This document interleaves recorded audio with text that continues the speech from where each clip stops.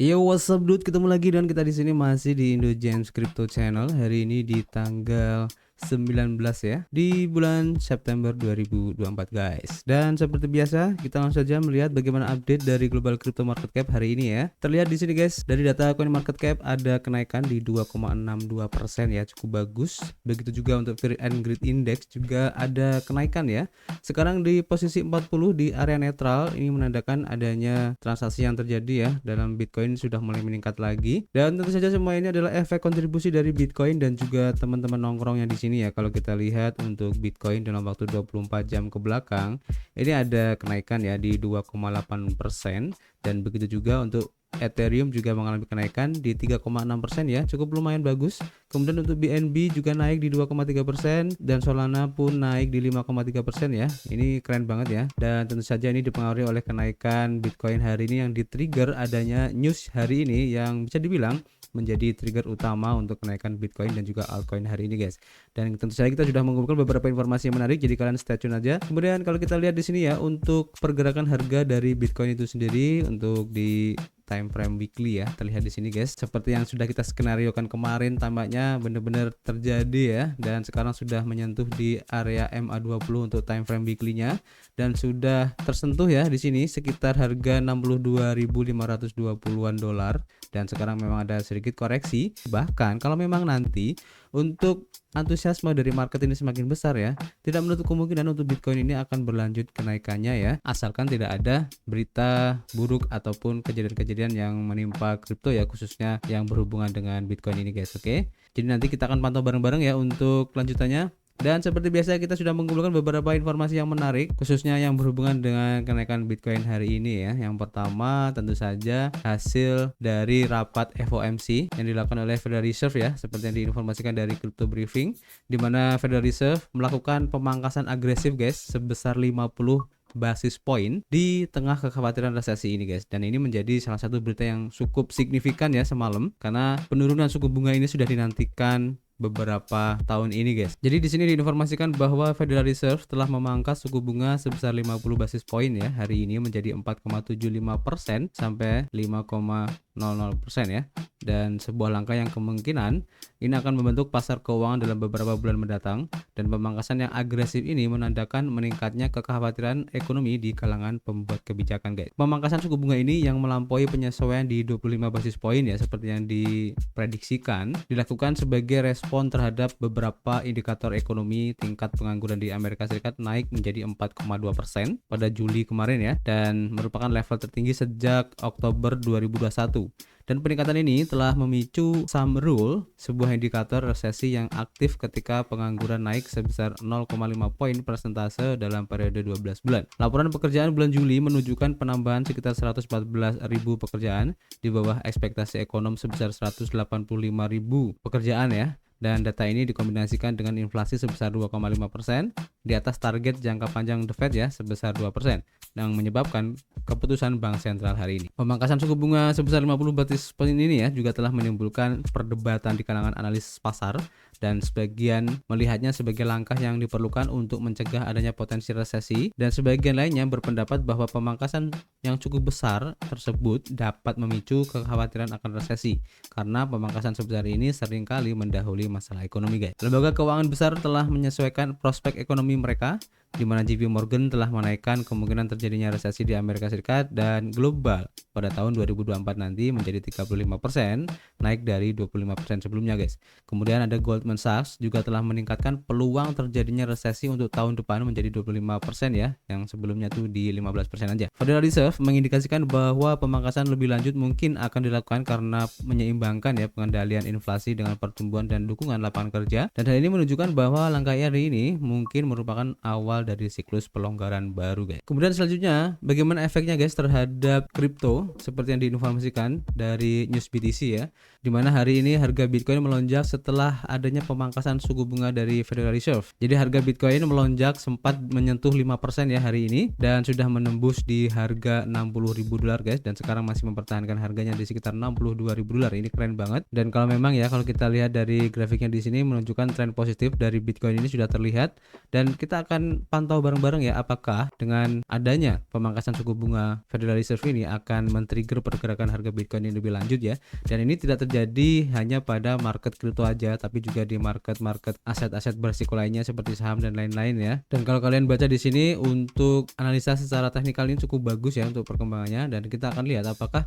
analisa teknikal di sini akan benar-benar terjadi ya untuk beberapa waktu mendatang guys. Kalian bisa baca lebih jelasnya ya di sini kan. Kemudian selanjutnya diinformasikan dari Cryptopolitan ya, di mana MicroStrategy hari ini memindahkan sekitar 4.922 Bitcoinnya ya ke 3 alamat baru guys yang tidak diketahui ya atau tidak ditandai. Ini berdasarkan penelusuran dari Arkham Intelligence ya. Jadi pergerakan Bitcoin dari MicroStrategy ini terjadi dalam 4 transaksi dan transfer ini dilakukan dalam 4 transaksi terpisah ya, dan pergerakan Bitcoin ini adalah sebagai berikut: sekitar 360 Bitcoin, kemudian 2026 Bitcoin, kemudian 395 Bitcoin dan 2141 Bitcoin guys. Dan transfer Bitcoin ini dilakukan hanya sehari ya setelah pengumuman dari MicroStrategy tentang penawaran privat obligasi senior yang dapat dikonversi senilai 875 juta dolar. Dan perusahaan telah menetapkan harga obligasi ini pada tingkat tahunan sebesar 0,625%. Obligasi ini hanya tersedia ya bagi pembeli institusional yang memenuhi syarat sesuai dengan Undang-Undang Sekuritas tahun 1933. Dan untuk informasi aja, MicroStrategy sekarang itu sudah memiliki 244.800 Bitcoin ya. Dan pada tanggal 13 September kemarin,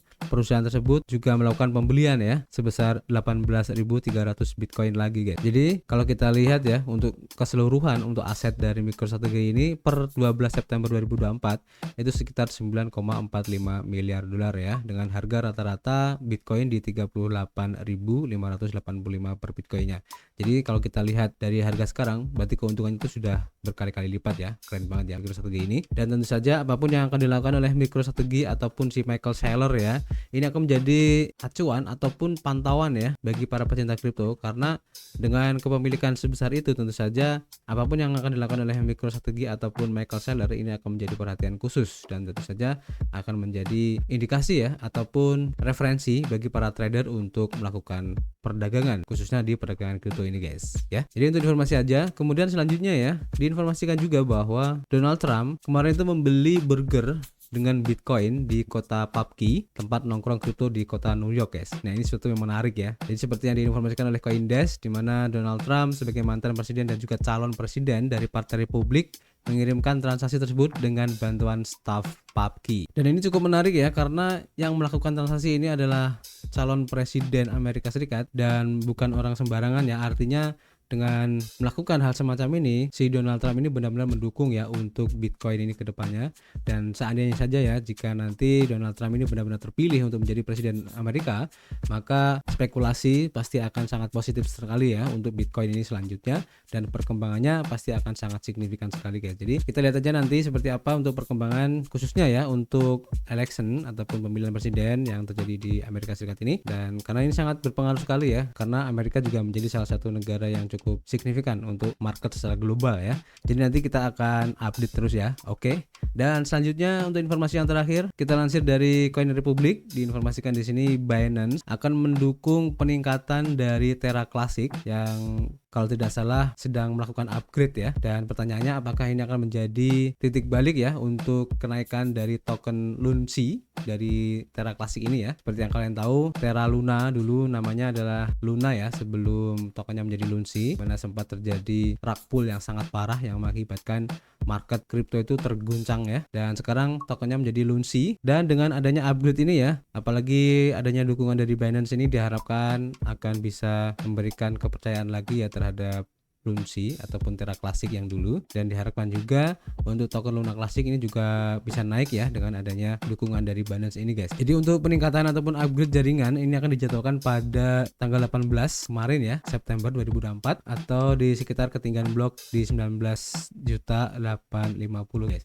Dan bursa Binance ini juga berjanji untuk menawarkan semua bantuan teknis kepada konsumennya guna memastikan pergantian yang lancar ini. Kemudian dari upgrade-nya itu sendiri ya, untuk Terra Classic versi 3.1.5 ini untuk termasuk perhitungan pajak otomatis guys, dimana untuk text to gas bertujuan untuk meningkatkan metode penanganan pajak yang ada dalam ekosistem Luna Classic, dan proposal text to gas dari Labs yang asli ini disetujui dengan lebih dari 67% validator dan delegator memberikan suara mereka guys. Dan selain itu juga ya, untuk menutup celah ini, pembaruan ini memastikan pemersen pajak terintegrasi dengan biaya gas transaksinya, dan ini akan mengurangi komputasi yang dilakukan oleh manusia. Dan modul ini mengintegrasikan komputasi pajak ke dalam biaya gas untuk menyederhanakan validasi dan memudahkan validator dan antarmuka pengguna. Fitur utama modul ini adalah identifikasi dan pelacakan gas di 22 unit, sementara biaya hanya akan dikenakan jika transaksi berhasil guys. Oke.